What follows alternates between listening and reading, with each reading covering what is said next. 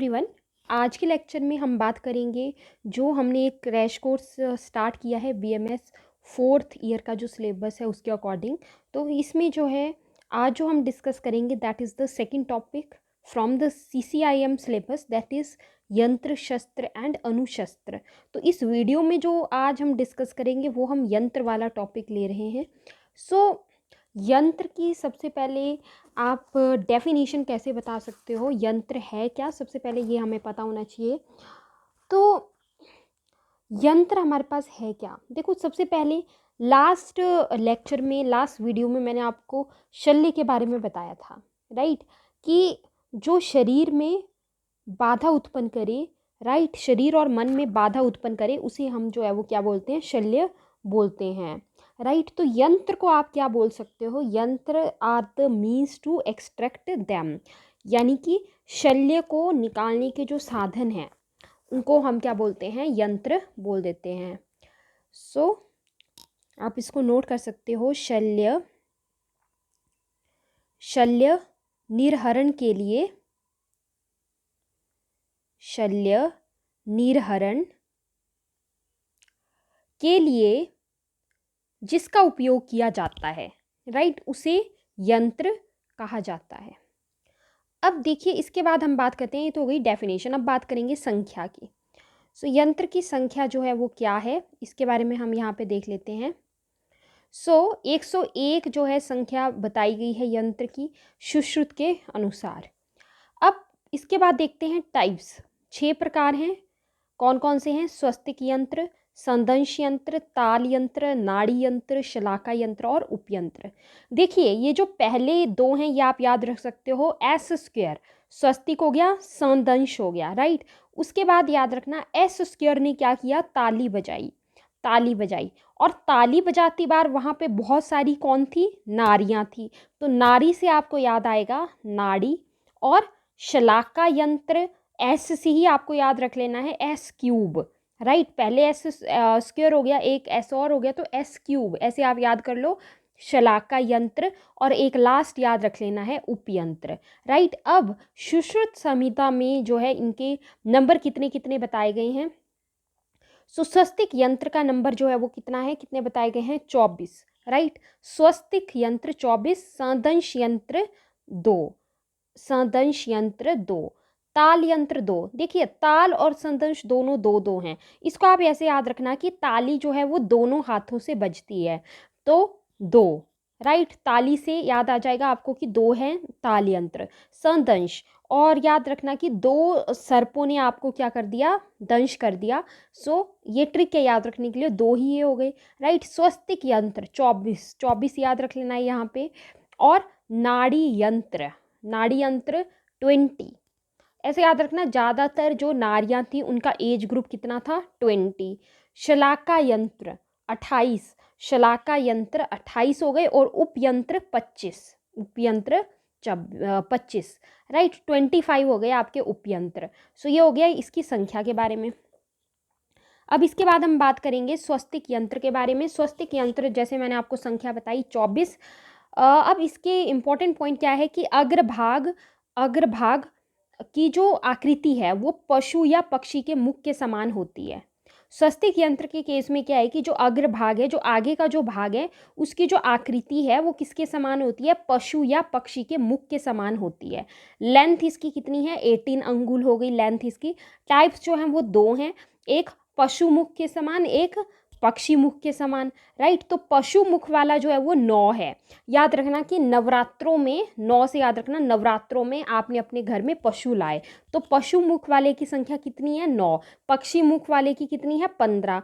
तो 24 ये हमारा हो जाएगा, 15 और 9 24। यूज जो है वो क्या है स्वस्तिक यंत्र का, अस्थि में फंसा हुआ शल्य निकालने के लिए। अस्थि में जो है, बोन में कोई किसी प्रकार का शल्य फंसा हुआ है उसको निकालना है, तो स्वस्तिक यंत्र का यूज है। नेक्स्ट आता है संदंश यंत्र। संदंश यंत्र की बात करें तो इसका जो नंबर है वो 2 है। संदंश 2 नंबर है इसका, पहले ही बात कर चुके हैं। लेंथ इसकी जो है वो 16 अंगुल है। जैसे आपको यहाँ पे मैंने बताया स्वस्तिक यंत्र की लेंथ जो है वो 18 अंगुल थी, इसकी जो है वो 2 माइनस कर दो तो इसकी कितनी हो गई 16 अंगुल। इसके जो है वो 2 टाइप्स आते हैं, शनिग्रह और अनिग्रह, शनिग्रह विद कैच और अनिग्रह without catch. Next one is our संदंश यंत्र हमारा हो गया। नेक्स्ट इसका हम यूज देख लेते हैं। त्वक मांस सीरा स्नायु में प्रविष्ट शल्य निकालने के लिए, त्वचा में, मांस में, सीरा में, स्नायु में कोई शल्य फंसा हुआ है, कोई शल्य प्रविष्ट कर गया है, उसको निकालने के लिए इसका यूज़ है। नेक्स्ट आता है ताल यंत्र। इसकी जो लेंथ है वो कितनी हो गई 12 अंगुल, नंबर इसका 2 है। 12 अंगुल लेंथ है, नंबर 2 है।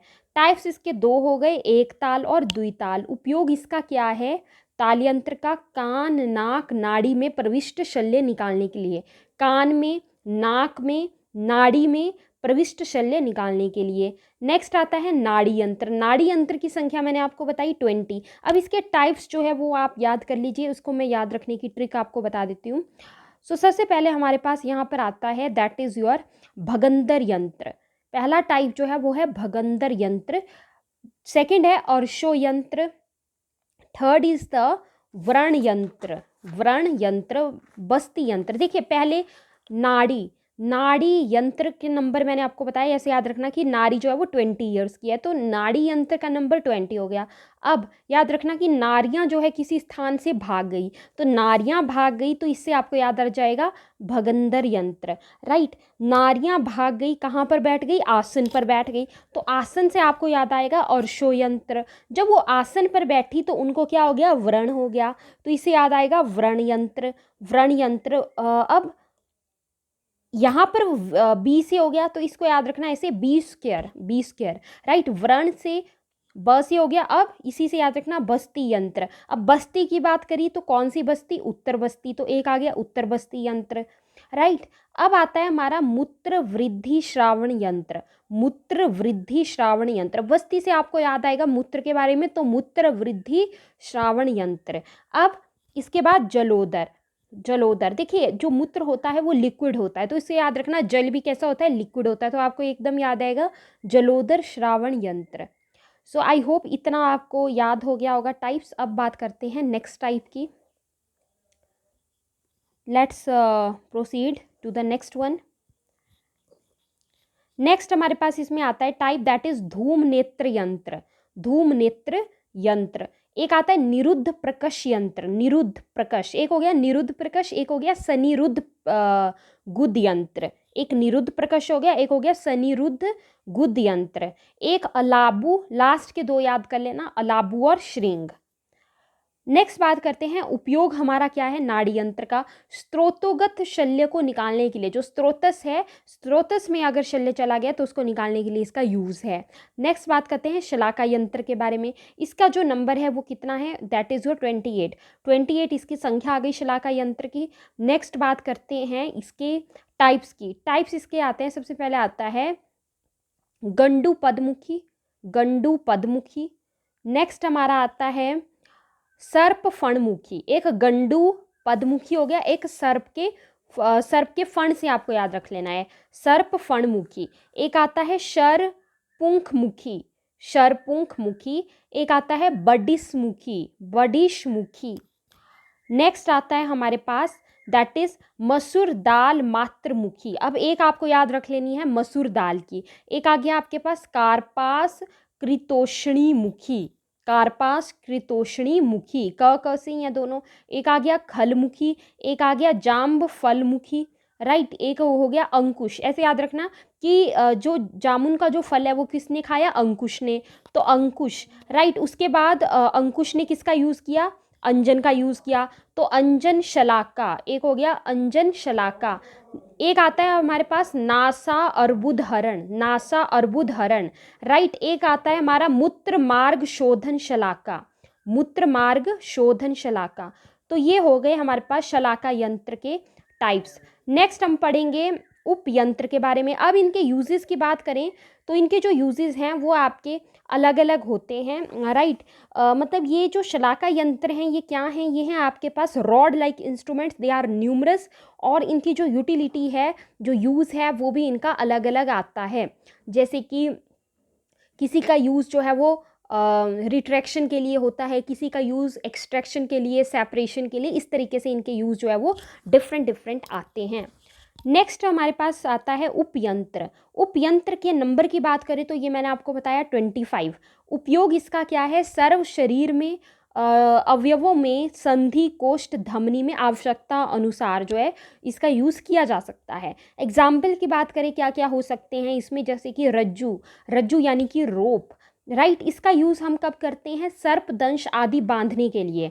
पट यानी कि पट्टी बांधने का जो कपड़ा है उसको पट कहा जाता है, ये भी उपयंत्र का काम करता है। इसके अलावा बहुत सारे हैं, जैसे कि वस्त्र हो गया यानी कि कपड़ा हो गया, राइट, पट्टी पिचू बनाने के लिए इसका यूज़ होता है। नख, नख की बात करें तो दृश्य एवं सूक्ष्म शल्य आहरण के लिए, राइट। इसके अलावा बाल या केश की बात करें, ये भी हमारे पास जो है उपयंत्र की तरह काम करता है सीवन कर्म के लिए। तो ये तो आपके पास हो गया उपयंत्र तक। अब देखिए इसको याद रखने के लिए, शलाका यंत्र को याद रखने के लिए, इसके टाइप्स याद रखने के लिए आपको प्रॉब्लम ना आए, इसके लिए मैं आपको अभी बता देती हूँ थोड़ा सा शॉर्ट सा ट्रिक। सो सबसे पहले हमने बात किया इसमें गंडू पद्मुखी। तो इसमें आपको ऐसे याद रख लेना है कि गंडू पद्मुखी मतलब कि केंचुए के मुख सदृश है, ये केंचुए के मुख सदृश, राइट। नेक्स्ट आता है हमारे पास एक तो आपने केंचुए वाली याद रख लेनी है यहाँ पे बात, राइट, तो गंडू पद्मुखी हो गया। एक आता है सर्प फणमुखी। सर्प फणमुखी यहाँ पर क्या है कि जो अग्रभाग है वो सर्प फण के सदृश है, राइट। एक गंडू पद हो गया और एक हो गया सर्प फण। अब स से शरपुंख मुखी। नेक्स्ट आता है हमारे पास दैट इज बडिश मुखी, राइट। ये मुख मुख से ही हो गए चारों के चारों आपको याद। नेक्स्ट जो है, अब इसके बाद आपने याद रख लेनी है मसूर दाल की, एक हो गई मसूर दाल की बात याद। एक केसकर वाला याद रख लेना है कार्पास कृतोषणी मुखी, राइट। उसके बाद आप जो है याद कर लेना ग्रेट खल्ली की, तो खलमुखी, खलमुखी। ग्रेट खल्ली ने क्या खाया, जामुन, तो जाम फल याद आ जाएगा, राइट। और साथ ही साथ जो है उसके साथ साथ किसने खाया, वो अंकुश ने खाया, तो अंकुश वदन। अंकुश हमेशा किसका यूज़ करता है, अंजन का यूज़ करता है, तो अंजन शलाका। नासा अर्बुदहरण, मूत्र मार्ग शोधन शलाका, मूत्र मार्ग शोधन शलाका। एक नासा अर्बुद हो गया, एक मूत्र मार्ग शोधन हो गया। सो ये हो गया हमारा टॉपिक कंप्लीट, यंत्र के टाइप्स वाला। Thank you so much.